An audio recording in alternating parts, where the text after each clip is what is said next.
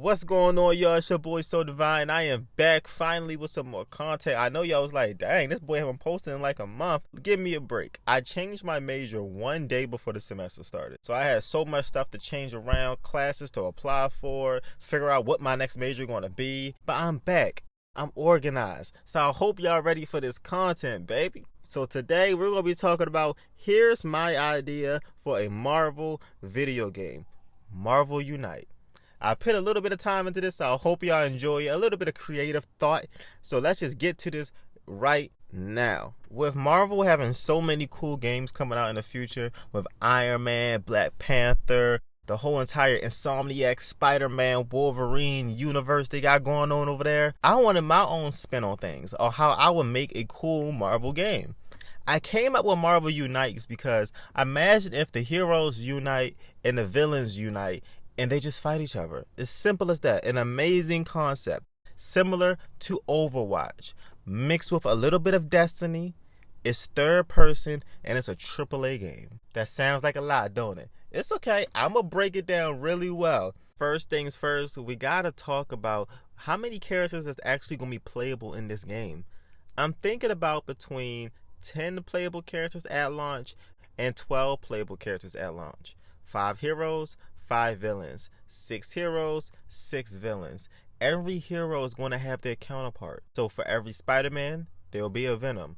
For every Hulk, there will be an Abomination. For every Thor, there will be a Loki. So they want to have their opposite villain just to keep the themes the same, the hero versus villain aesthetic. For this game, there won't be duplicate heroes and duplicate villains. What I mean by that is you're not going to get a completely different moveset version of War Machine when you already have Iron Man in the game, when we can use that slot for someone like Sentry and create a whole new character base instead of just making a whole reskin of a character. So you're not going to get a She-Hulk when you already have Hulk, but you will still get the character. How was that so, Devon? I got you.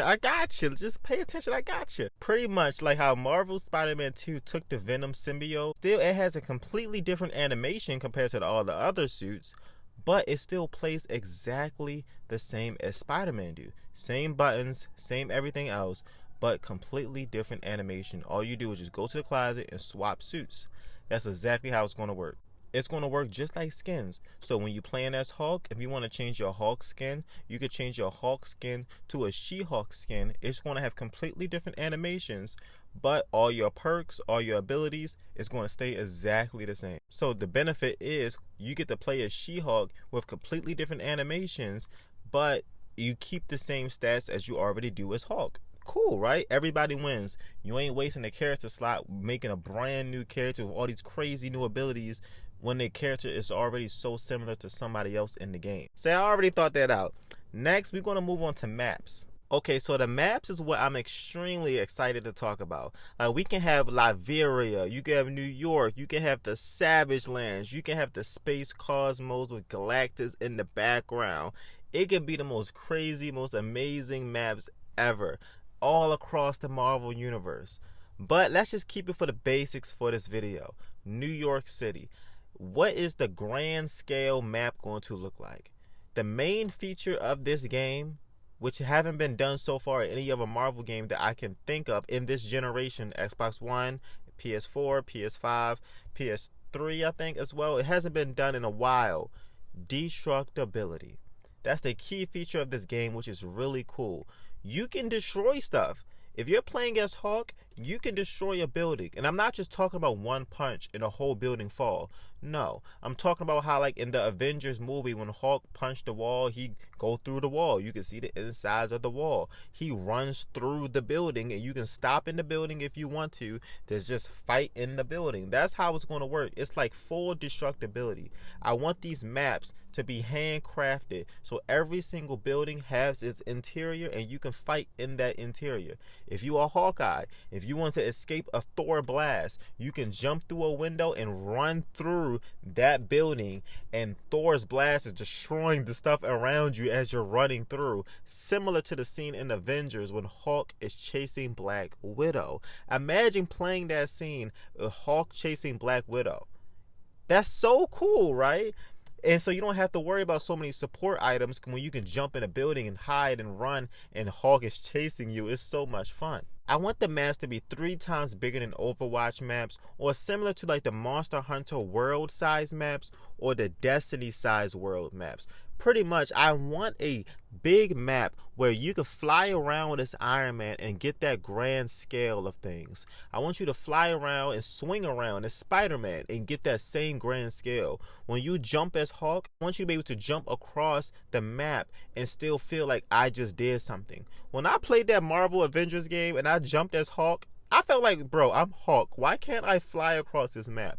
I want you to have that grand scale. I want you to feel like you're playing as your favorite Marvel hero and villain. The destructibility will be key when we break down the different game modes, but it's going to be super fun with the maps, watching it decay as the battle continues. At the start of every match, there will be a cinematic. So pretty much the villains will be in the city, the heroes are called in, you will see civilians running out of the city. That's how it's going to start. Just imagine civilians running out of the city. You see the shield helicarriers dropping off the heroes spawning at the bottom, or they can just jump in Fortnite style depending on the mode you're playing. It'll be super fun. And also there will be civilians scattered inside these buildings, scattered around in danger. When you save them, you can get points, you can get items, similar to that new My Hero anime game that had dropped a couple weeks ago. So pretty much the map will be active and you have things to do. For a villain, you can beat up people, kill people, and I want it to be very similar to how it was in other mediums. For example, your Venom, if you see a civilian, you could absorb them to get health.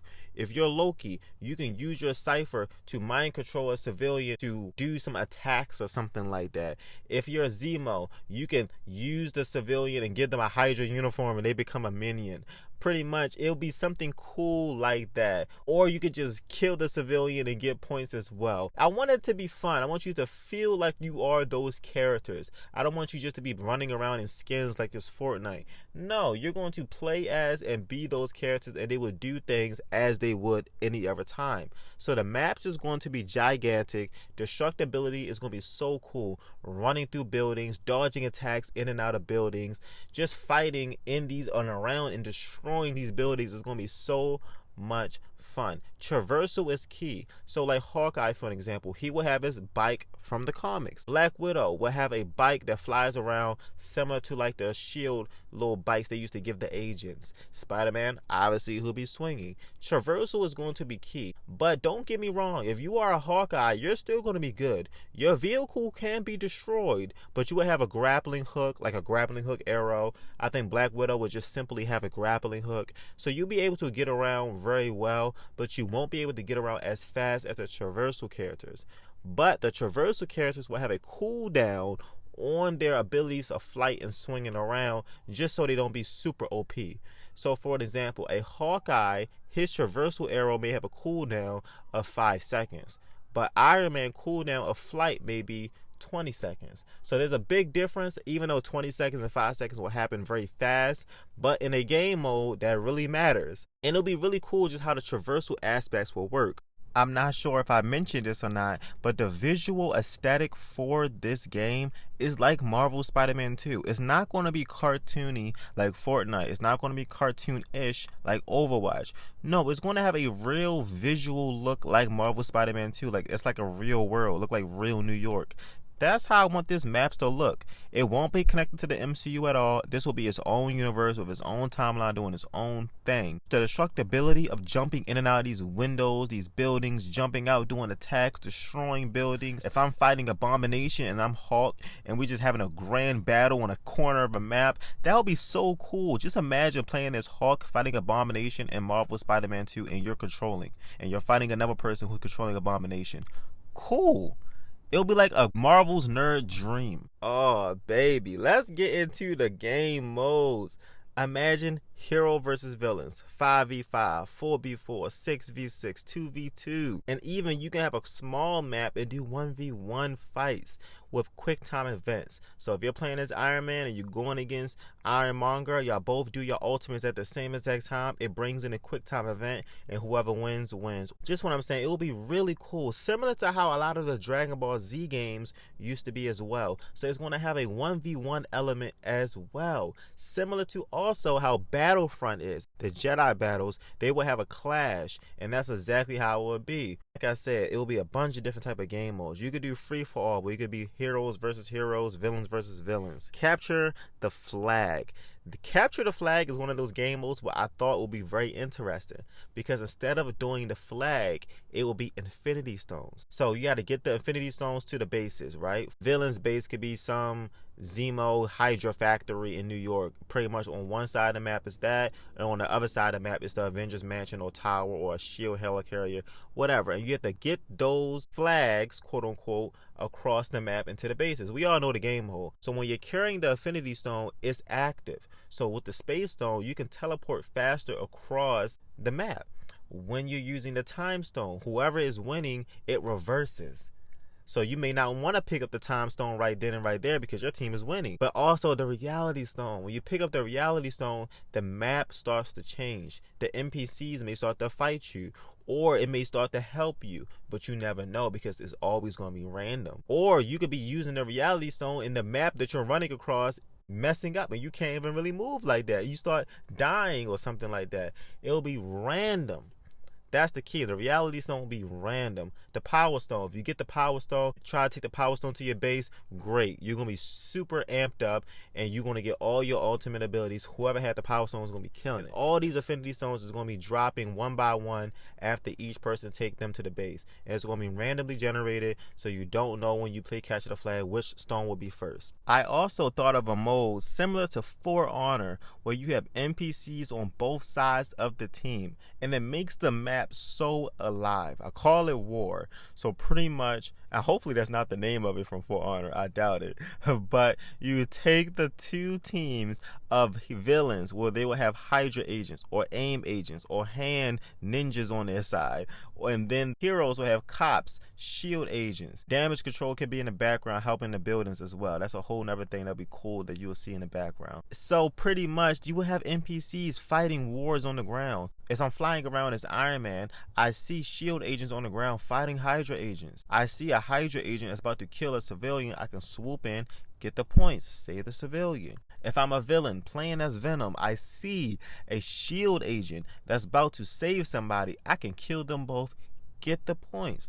So pretty much it makes the map feel alive. You are not just running around in some empty sandbox fighting a villain or fighting a hero. No, this whole entire map is alive and well. When you run around this map, there will always be something going on and something to do. As a villain, jump into a building, you may see a damage control agent in there healing something that was already being destroyed from earlier in the match. The whole entire map feel alive. But don't forget, at the start of the match, there will be a cutscene where the whole entire city is evacuated. So there will be people left in the city, but it's still evacuated because you can't have millions of people in the city. Like, I don't think my console is going to handle that. So it will still be people scattered around, but it was going to feel alive. Next, let's finally break down how these characters are going to actually play, because this is a PvP game.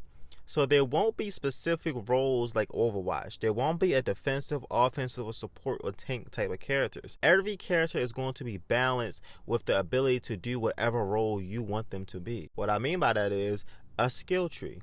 Each skill tree is going to have defensive, offensive, support, and tank abilities, multiple for each role. So if you want a defensive Spider-Man, you can. If you want a defensive Hulk, where you choose an ability where he picks up a piece of rock on the ground and use it as a shield, cool. If you want a support ability from Hulk, you can do that as well, where he give off gamma radiation that may heal you but hurt his enemies. So pretty much you will have a lot of versatility with each character. You can make each character fit any role that you choose for them to be. If you want a complete offensive tank Iron Man with rockets, lasers, cool, you can do that. But if you also want an Iron Man who's completely support and defense, you can, with shields and little health boxes that he can create by dropping off Stark tech from the ground. That's the great thing about this game. It lets you personalize your hero, and when you jump into a match, it's never going to be the same because everybody's character is going to be built differently, so you don't know what you're really running into. And that's the thing, when you play Overwatch, you know them, you memorize the character moves, so it's easy to predict and how they're going to act. In this game, it's going to be very competitive because when you play against people online and you have your little Avenger squad or you have your villain squad and you go against a whole nother team, you don't know what that team is really going to bring against you. Y'all can have damn near the exact same setup when it comes to characters, but completely fight differently based upon your skill trees. That's the cool thing I like about this. And it's not going to be a super intense skill tree like Skyrim.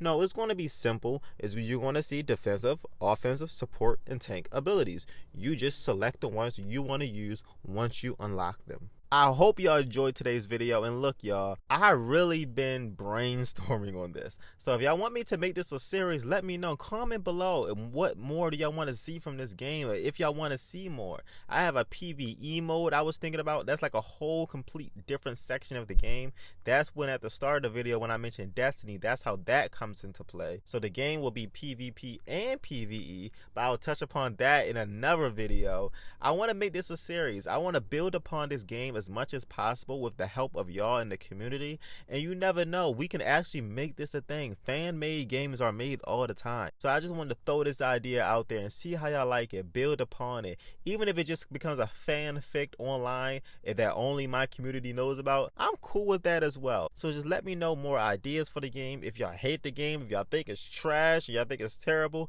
let me know. If y'all have more ideas for game modes or characters or how they will play or map, yeah, let's talk about it. Let's build this game up. You never know what the internet can bring. We can make this whole fan service game and it'll be super cool. I hope y'all enjoyed today's video. Again, I love and appreciate all the support I got on this channel. Sorry again for the break. I just had so much craziness going on in my personal life, but I got all that situated, all that figured out, and I'm ready for more consistent content. Follow my TikTok, is in my description. I'm about to be putting out so many videos on there. I gotta give them the same speech I gave y'all. I love y'all. I appreciate y'all. I'll catch y'all on the flip side. Peace.